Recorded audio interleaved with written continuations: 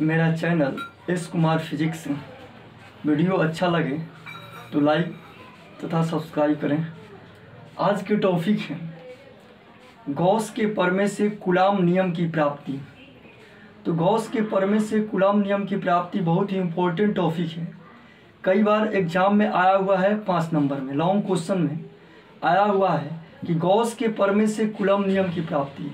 Coulomb नियम आप लोग जानते हैं, F बराबर K Q1 Q2 by are square, या F बराबर वायु या निर्वात में F बराबर 1/4 pi epsilon naught Q1 Q2 by are square. ये क्या है? आपका कूलॉम नियम है। तो कूलॉम नियम बहुत पहले हम लोग पढ़ चुके हैं। अब पढ़ना है कि गॉस के प्रमेय से कूलॉम नियम कैसे निकाला जाएगा। तो गॉस का प्रमेय आप लोग पढ़े हैं, किसी बंद पृष्ठ से होकर गुजरने वाला कुल विद्युतीय फ्लक्स पृष्ठ के भीतर कुल आवेश का 1/ε0 होता है। तो आज पढ़ेंगे हम लोग कि गॉस के प्रमेय से कूलॉम नियम की प्राप्ति। इसके लिए हम 2 चार्ज लेंगे Q1 तथा दूसरा चार्ज लेंगे Q2, और ये दोनों चार्ज एक दूसरे से r दूरी पर होगा, अर्थात r दूरी पर 2 चार्ज Q1 तथा Q2 लिया। अब क्या करेंगे हम? गॉस के प्रमेय से कूलॉम नियम की प्राप्ति करना है, यानी गॉस के प्रमेय से कूलॉम नियम को निकालना है। तो हम यहाँ Q1 चार्ज है, यहाँ Q2 चार्ज है, दोनों के बीच की दूरी क्या है? r है। तो Q1 आवेश से r दूरी के P बिंदु पर, Q1 आवेश से r दूरी के P बिंदु पर हम विद्युत क्षेत्र की तीव्रता निकालेंगे। तो P बिंदु पर विद्युत क्षेत्र की तीव्रता E तथा इस बिंदु का अल्पांश क्षेत्रफल dA है। यानी Q1 आवेश से r दूरी के P बिंदु पर जहाँ Q2 चार्ज है, वहाँ विद्युत क्षेत्र की तीव्रता क्या है? E, तथा इस बिंदु का अल्पांश क्षेत्रफल क्या लिया? dA।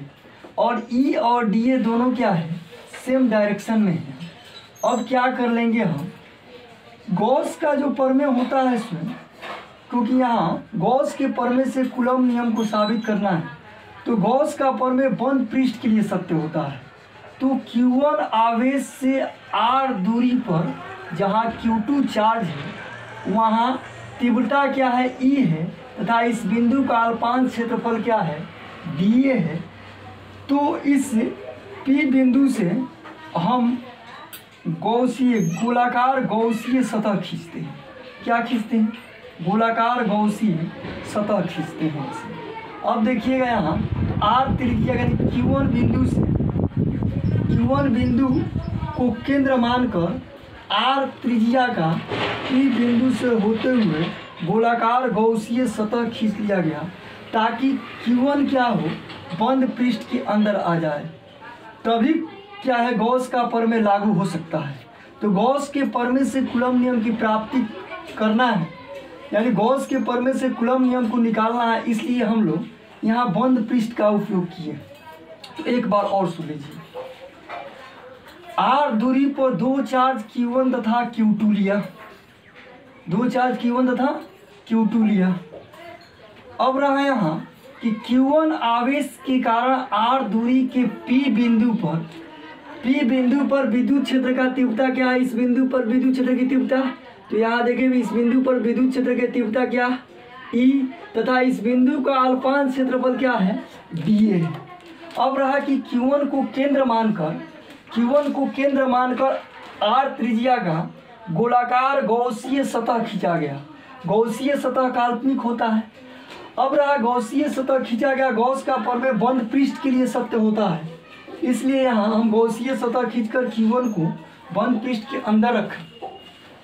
अब क्या करेंगे यहाँ कि अल्पांश से होकर, तो अल्पांश कौन है? यहाँ है, देखिएगा Q1 आवेश के कारण r दूरी के P बिंदु पर विद्युत क्षेत्र का तीव्रता क्या है? E है। यहाँ दिखाया गया, लेकिन यहाँ तीव्रता निकाल रहे हैं। तो Q1 आवेश का r दूरी के P बिंदु पर विद्युत क्षेत्र की तीव्रता E, तथा इस बिंदु का अल्पांश क्षेत्रफल क्या है? dA है। तो अब इस अल्पांश से होकर गुजरने वाला विद्युतीय फ्लक्स, तो यहाँ लिखेंगे हम अल्पांश से होकर गुजरने वाला विद्युतीय फ्लक्स, अल्पांश से होकर गुजरने वाला विद्युतीय फ्लक्स से हम जानते हैं, we know that D phi equal to क्या होता है, ई डी ए। यहाँ देखिएगा पी बिंदु पर विद्युत क्षेत्र तीव्रता ई है तथा इस बिंदु का क्षेत्रफल क्या है, डी ए है, दोनों सेम डायरेक्शन में है। तो अल्पांश से होकर गुजरने वाला विद्युतीय फ्लक्स क्या होगा, D phi equal to E D A cos 0 degree. 0 degree इसलिए लिए कि ई और डी ए दोनों सेम डायरेक्शन में है। अब यहाँ क्या करेंगे, cos 0 का मान आप जानते हैं, D phi is equal to E D A cos 0 का मान 1 and D phi is equal to E D A. अब क्या करेंगे, ऐसे ऐसे तीव्रता जो निकाले यहाँ पी बिंदु पर, यहाँ भी निकल सकता था, यहाँ भी निकल सकता था, यहाँ भी निकल सकता था, यानी गौसीय सतह के प्रत्येक बिंदु पर निकाला जा सकता था। तो क्या करेंगे, संपूर्ण पृष्ठ से होकर गुजरने वाला कुल विद्युतीय फ्लक्स निकालेंगे। यहाँ लिखेंगे हम संपूर्ण पृष्ठ से होकर गुजरने वाला कुल विद्युतीय फ्लक्स से। तो कुल विद्युतीय संपूर्ण पृष्ठ से होकर गुजरने वाला कुल विद्युतीय flux integration d phi is equal to E और क्या होगा, डी ए। अब आप हम जानते हैं सुन कि यहाँ डी ए अल्पांश ऐसे ऐसे बिंदु है गौसीय सतह के प्रत्येक बिंदु। तो गौसीय सतह के प्रत्येक बिंदु ले लेंगे, यानी गोलाकार गौसीय सतह के प्रत्येक बिंदु ले लेंगे तो गोला के पृष्ठीय क्षेत्रफल के बराबर होगा। तो यहाँ डी ए इजिकल टू क्या होगा, क्या है, गौसीय गोलाकार सतह का पृष्ठीय क्षेत्रफल। गौसीय गोलाकार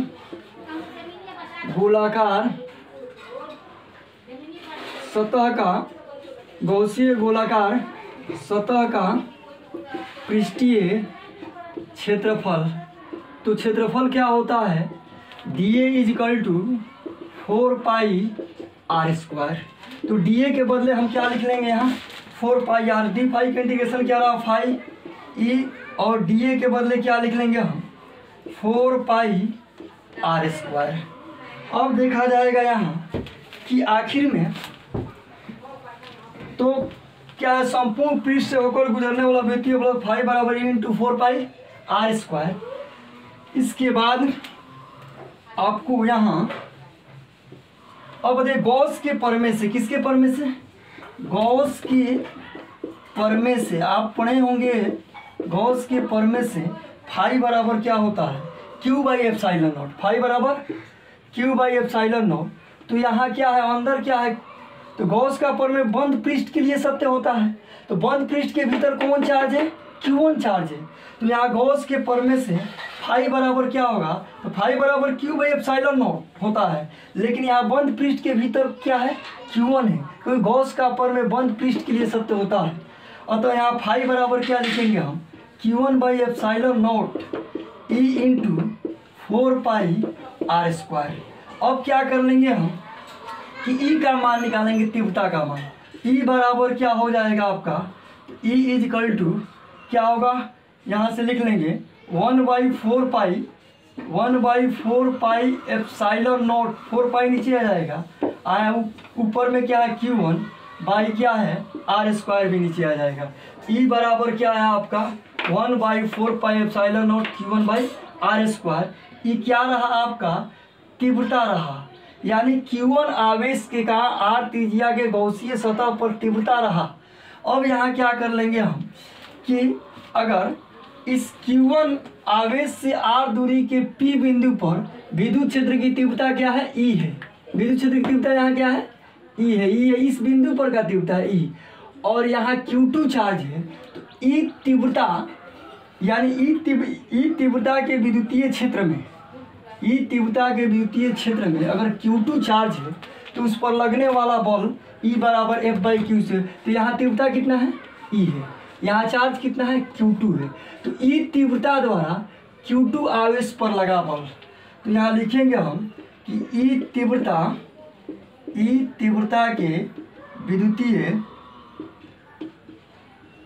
क्षेत्र द्वारा Q2 आवेश पर Q2 आवेश पर लगा विद्युतीय बल तो लगा विद्युतीय बल क्या हुआ, तो लगा विद्युतीय बल, आप पढ़े होंगे स्टूडेंट, E बराबर F/Q पढ़े होंगे, E बराबर F/Q।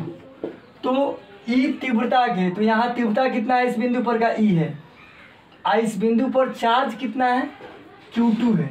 तो अब बताइए विद्युतीय E तीव्रता के विद्युतीय क्षेत्र, E तीव्रता के विद्युतीय क्षेत्र का Q2 आवेश पर बल लगेगा। E तीव्रता के विद्युतीय क्षेत्र का Q2 आवेश पर लगा विद्युतीय बल, तो बल तो F है, तो F बराबर क्या हो जाएगा QE। तो यहाँ चार्ज कौन है Q2, तो F बराबर क्या हुआ आपका Q2E। अब बताइएगा E का मान समीकरण 1 से पुट कर देंगे, E का मान समीकरण 1 से पुट करेंगे तो क्या रहा, तो यहाँ Q2 लिख लेंगे, E के जगह क्या है, E का मान 1 से रखेंगे तो 1/4 पाई एप्सिलॉन नॉट और क्या है Q1/r²। F बराबर क्या हुआ 1/4 pi epsilon naught Q1 Q2/r²।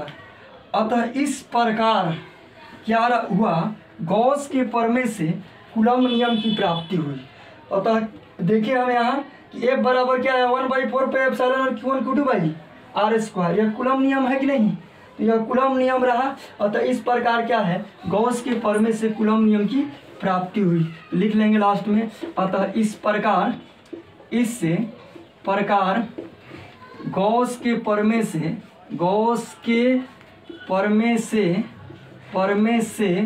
Coulomb नियम की प्राप्ति हुई। आप याद रखिएगा इसे, इस प्रकार गॉस के प्रमेय से कूलम्ब नियम को निकाला गया। एग्जाम में कई बार आया है, बहुत इंपॉर्टेंट है, 5 नंबर में क्वेश्चन, ठीक है, आया भी है, फिर आ भी सकता है। अतः इसको आप लोग आराम से इस वीडियो को देख लीजिएगा, ठीक है, और ख्याल रखिएगा।